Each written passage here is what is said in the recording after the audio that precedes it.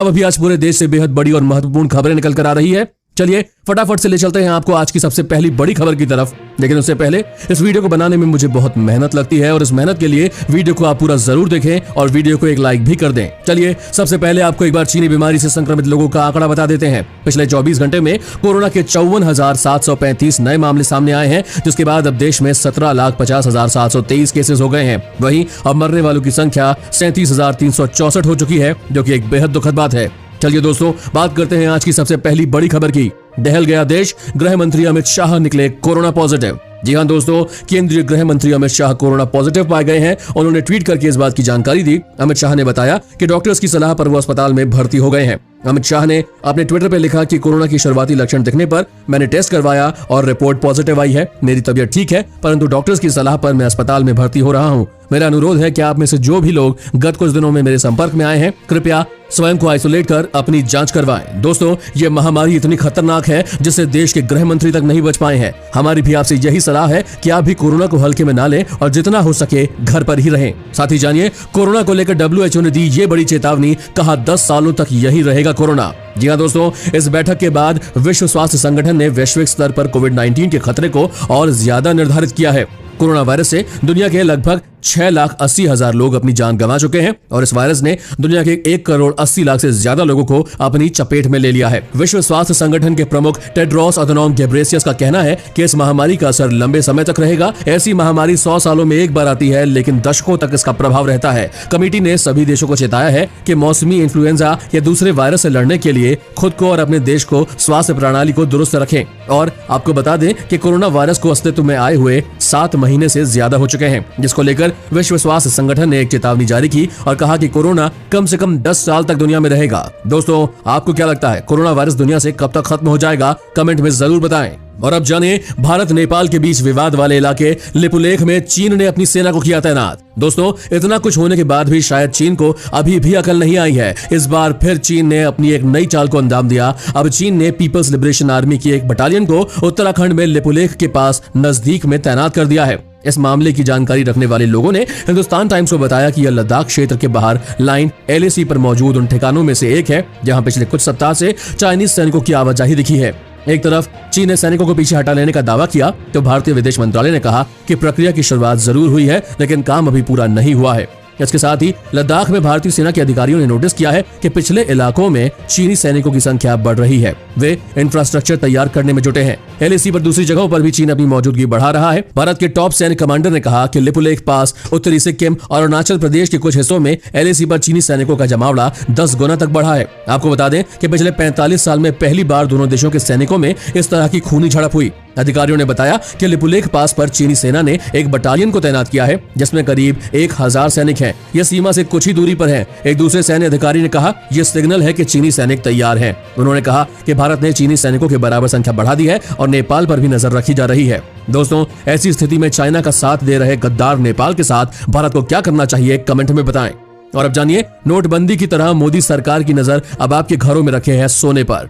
जी हाँ दोस्तों, अब मोदी सरकार की नजर आपके घरों पर रखे सोने पर है। अगर आपको यह खबर मजाक लग रही है तो आप बड़ी गलती कर रहे हैं। दरअसल ये खबर बता रही है कि भारत की अर्थव्यवस्था किस गहरे दबाव से गुजर रही है। इस सोनाबंदी का नाम दिया जा सकता है क्योंकि ये ठीक नोटबंदी जैसी ही योजना है। जैसी नोटबंदी थी वैसी ही ये गोल्ड डिमोनेटाइजेशन होगी। हम एक बड़ी आर्थिक मंदी के समय पर खड़े हैं और इस मंदी की तुलना सिर्फ एक घटना से ही की जा सकती है, वो है 1930 का अमेरिका का ग्रेट डिप्रेशन। आपको जानकर बहुत ही ज्यादा आश्चर्य होगा कि उस मंदी से निपटने के लिए उस वक्त अमेरिका के तत्कालीन राष्ट्रपति फ्रैंकलिन डी रूजवेल्ट ने सभी सोनों के गहनों और सिक्कों को जब्त कर लिया था और एग्जीक्यूटिव ऑर्डर पास करके नागरिकों को अपने सोने को बाजार दर से नीचे में बेचने के लिए मजबूर कर दिया था। सोना जब्त करने की इस कोशिश को अमेरिकी सरकार द्वारा अर्थव्यवस्था को प्रोत्साहन देने की कोशिश ही माना गया और इससे अमेरिकी सरकार आर्थिक मंदी के दौर में अधिक डॉलर प्रिंट करने में सक्षम हो पाई थी। इसी तरह अब भारत सरकार लोगों से अपील करे कि वह गैर कानूनी रूप से रखे हुए सोने के बारे में टैक्स विभाग को जानकारी दे। सरकार के साथ इस प्रस्ताव पर काम करने वाले अधिकारियों के मुताबिक लोग अपने पास रखे गोल्ड का ब्यौरा देंगे तो उन्हें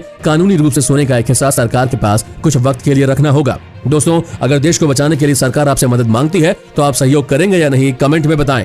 और अब जानिए बारिश का हाई अलर्ट, 9 राज्यों में छा जाएगा अंधेरा, गरजेंगे बादल। दोस्तों अब जैसे मॉनसून ने पूरे देश को अपने कब्जे में ले रखा है, कहीं भीषण बारिश तो कहीं बाढ़, नहीं तो भूस्खलन की तबाही मची हुई है। अब शनिवार से अगस्त का महीना शुरू हो गया है। बारिश को लेकर लोगों की उम्मीदें अब पहले से काफी ज्यादा बढ़ गई है। इस बार मॉनसून के सामान्य रहने की आशंका जताई जा रही है, लेकिन अभी तक मॉनसून नियमित होता नहीं दिखाई दे रहा है। ज्यादातर राज्यों में इसका बुरा असर देखने को मिल रहा है और दूसरी तरफ कुछ राज्यों में लोग बारिश के लिए तरसते हुए नजर आ रहे हैं। हालांकि मौसम विशेषज्ञों का अनुमान है कि अगस्त को देश के 9 राज्यों के 160 शहरों में बहुत तेज बारिश हो सकती है। तो चलिए जानते हैं कि किन किन शहरों में आज बारिश हो सकती है। यूपी राज्य की कुछ जगहों पर बिजली चमकने के साथ तेज बारिश हो सकती है, जिसमें गाजीपुर, गोंडा, हमीरपुर, हरदोई, जालौन, जौनपुर और झांसी जैसी जगह शामिल है। अगर हम हरियाणा की बात करें तो यहाँ पर फरीदाबाद, गुरुग्राम, मेवात, पलवल और रेवाड़ी जिलों में तेज हवाएं चलेंगी और हल्की सी मध्यम बारिश होगी। इसके साथ राजस्थान और मध्य प्रदेश जैसे राज्यों में तेज हवाओं के साथ हल्की से मध्यम बारिश हो सकती है। दोस्तों आपके यहाँ आजकल का मौसम कैसा है, कमेंट में जरूर बताएं। और अब जानिए चीन पर बड़े हमले की तैयारी में अमेरिका, अब सिर्फ राष्ट्रपति ट्रंप के आदेश का है इंतजार। दोस्तों अमेरिका और चीन में तनाव चरम पर पहुंच गया है। अमेरिका के राष्ट्रपति डोनाल्ड ट्रंप लगातार ड्रैगन को धमकी दे रहे हैं। डोनाल्ड ट्रंप ने कहा है कि अमेरिका में भी टिकटॉक पर बैन लगाने ही वाले हैं। उन्होंने ये भी कहा कि हम बैन के अलावा चीन के खिलाफ कुछ और भी कर सकते हैं। हमारे पास कई दूसरे विकल्प भी हैं। कई सारी चीजें हो रही है, इसलिए हमें देखना होगा कि क्या हो सकता है। रिपोर्ट के मुताबिक जल्द ही टिकटॉक खुद को चीन से अलग होने का ऐलान कर सकता है। अमेरिका की कई बड़ी टेक कंपनियां और फाइनेंशियल फर्म की टिकटॉक को खरीदने के लिए कतार लगी हुई है। अमेरिकी मीडिया ने शुक्रवार को कहा कि माइक्रोसॉफ्ट टिकटॉक को खरीद सकता है और कंपनी इससे बातचीत कर रही है। इसके अलावा अमेरिका की सेना भी पूरी तैयारी में दिख रही है, चाहे हम अलग अलग तरीके के हथियारों की बात करें या फिर अमेरिकी सेना के युद्धाभ्यास की। इन सबसे साफ जाहिर हो रहा है कि अमेरिका बस एक अच्छे समय की फिराक में है और वो कभी भी चीन पर हमला बोल सकता है। बता दें कि ट्रंप शुरू से ही कोरोना वायरस फैलाने के लिए चीन को जिम्मेदार बताते हुए दिखे हैं। अमेरिकी राष्ट्रपति तो कोरोना को चीनी वायरस तक कहते हैं। दोस्तों अगर आप भी कोरोना वायरस को चीनी वायरस मानते हैं तो कमेंट में यस जरूर लिखें। और अब जानिए ये सच नहीं बदलेगा, भारत और चीन एक दूसरे के बिना नहीं रह सकते। यह सुनकर आपको भी शायद चीन के तेवर भारत के लिए कुछ बदले बदले से लग रहे होंगे, है ना? तो चलिए आपको बता देते हैं कि चीन ने अचानक से इतना अच्छा बनना क्यों शुरू कर दिया है। ये करिश्मा तब से शुरू हुआ जब से राफेल एयरक्राफ्ट भारत आए हैं। कोरोना वायरस के फैले प्रकोप की वजह से जारी लॉकडाउन के बीच फ्रांस निर्मित राफेल लड़ाकू विमानों की पहली खेप भारत में पहुंच गई है। इसी बीच अलग अलग गतिविधियां भी शुरू हो गई है और ऐसे ही एक वेबिनार के दौरान चीन का कहना है कि पड़ोसी होने के नाते मूलभूत जमीनी हालात, दोनों देशों के बीच जारी साझेदारी और दोस्ताना सहयोग कभी नहीं बदलेगा। भारत में चीन के राजदूत सुन वीडोंग ने यह भी कहा है कि दोनों देश एक दूसरे के बिना नहीं रह सकते। ये सच्चाई भी नहीं बदल सकती। सुन वीडोंग ने आगे कहा कि इसी निष्कर्ष के आधार पर भारत के प्रति चीन की मूलभूत नीति नहीं बदली है। दोनों पक्षों को दोनों देशों और उनके लोगों के मूलभूत हितों के लिए काम करना चाहिए और दोस्ताना सहयोग बना रहना चाहिए और उन्हें मतभेदों को सलीके से संभालना चाहिए ताकि द्विपक्षीय ताल्लुकात सामान्य ट्रैक पर लौट सकें। दोस्तों क्या भारत को अब चीन से दोस्ती रखनी चाहिए या दुश्मनी, कमेंट में जरूर बताएं। और अब जानिए लोकल हेलमेट पहनना, बनाना और बेचना होगा अपराध, जुर्माना और जेल के है प्रावधान।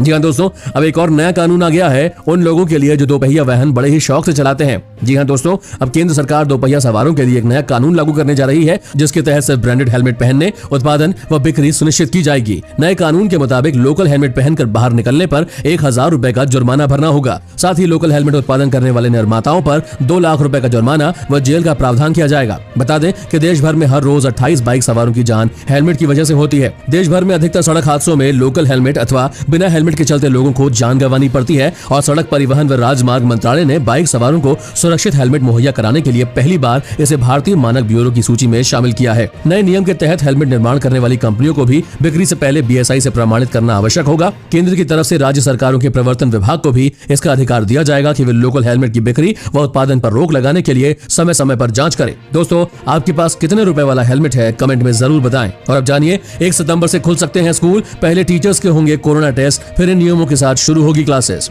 जी हाँ दोस्तों, पिछले 4 महीनों से पूरे देश में स्कूल कॉलेज बंद है। बच्चों को ऑनलाइन शिक्षा दी जा रही है। हालांकि केंद्र सरकार सहित तमाम राज्य सरकारों को इस बात की चिंता है कि कैसे स्कूल और कॉलेजेस को खोला जाए। इसके लिए लगातार योजनाएं बनाई जा रही है। हाल ही में ऑनलाइन शिक्षा को लेकर इस बात पर चिंता जाहिर की जा रही थी कि बच्चों का स्क्रीन टाइम काफी बढ़ रहा है, जो कि उनके स्वास्थ्य पर विपरीत प्रभाव डाल सकता है। इसे देखते हुए शिक्षा मंत्रालय स्क्रीन टाइम को सीमित करने को लेकर गाइडलाइंस भी जारी कर चुके हैं।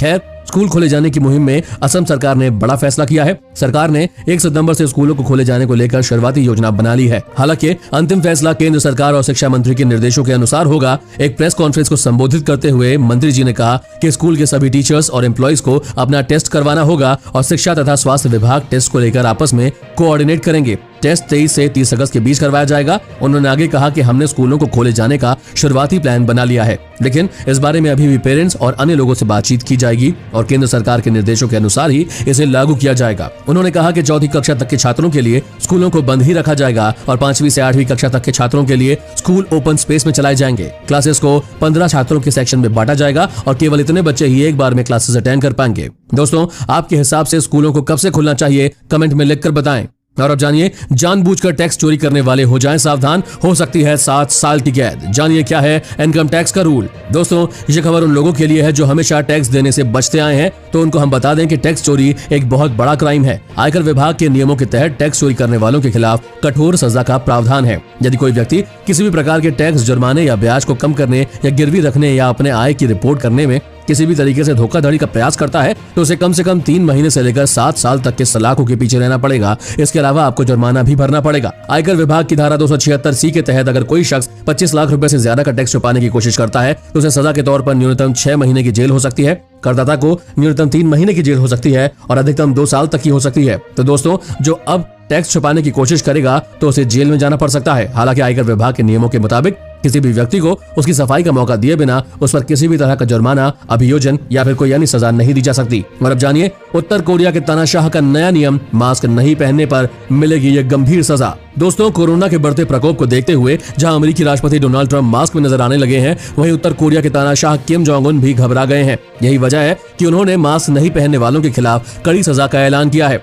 अमेरिकी न्यूज रेडियो फ्री एशिया के मुताबिक उत्तर कोरिया ने कोरोना के प्रसार को नियंत्रित करने के लिए सख्त कदम उठाया है और अब मास्क नहीं पहनने वालों को 3 महीने तक कड़ी मजदूरी करनी होगी, नहीं तो 365 दिनों के लिए जेल में जाना होगा। सरकार के इस आदेश से लोगों में खलबली मच गई है। हालांकि किम जोंग उन के फैसले के खिलाफ जाने की हिम्मत कोई नहीं जुटा सकता। उत्तर कोरिया प्रशासन द्वारा इस आदेश पर अमल सुनिश्चित करने के लिए पुलिस के साथ साथ कॉलेज और हाई स्कूल की टीमें भी गठित की गई है। यह टीमें घूम घूम कर लोगों पर नजर रखेंगी और जो भी बगैर मास्क के पाया जाता है उस पर कार्यवाही की जाएगी। रेडियो फ्री एशिया ने एक उत्तर कोरियाई अधिकारी के हवाले से बताया कि कड़ी कार्रवाई के आदेश कोरोना के खतरों को देखते हुए जारी किए गए हैं। इसका उल्लंघन करने वालों को 3 महीने तक कड़ी मजदूरी करनी होगी, फिर चाहे वो कोई भी हो। वैसे तो उत्तर कोरिया में कोरोना वायरस के मामलों के संबंध में कोई खास जानकारी नहीं है, लेकिन पिछले महीने उत्तर कोरिया से सटे चीनी प्रांतों में संक्रमण की खबरों ने सरकार की बेचैनी बढ़ा दी थी। उसने तुरंत हरकत में आते हुए 1 जुलाई से छात्रों को फिर से छुट्टी पर भेज दिया था। रिपोर्ट के अनुसार 23 जुलाई को किम जोंग उन की अध्यक्षता में कोरियन वर्कर्स पार्टी की एक बैठक हुई, जिसमें कोरोना से निपटने को लेकर महत्वपूर्ण निर्णय लिए गए। साथ ही कई वरिष्ठ स्वास्थ्य अधिकारियों के खिलाफ भी कार्रवाई के आदेश जारी किए गए, क्योंकि वे किम जोंग के अनुसार वायरस को नियंत्रित करने में असफल रहे थे। दोस्तों, क्या आप एक बार किम जोंग उन से मिलना चाहते हैं? यस या नो लिखकर हमें कमेंट में बताएं। दोस्तों, आज की खबरों में बस इतना ही। अगर आपको भी खबरें अपने मोबाइल पर हर दिन चाहिए तो इस चैनल को नीचे दिए गए इस लाल बटन को दबाकर सब्सक्राइब कर दें और साथ ही साइड में दिए गए इस घंटी के बटन को दबाकर ऑल पर क्लिक कर दें। धन्यवाद।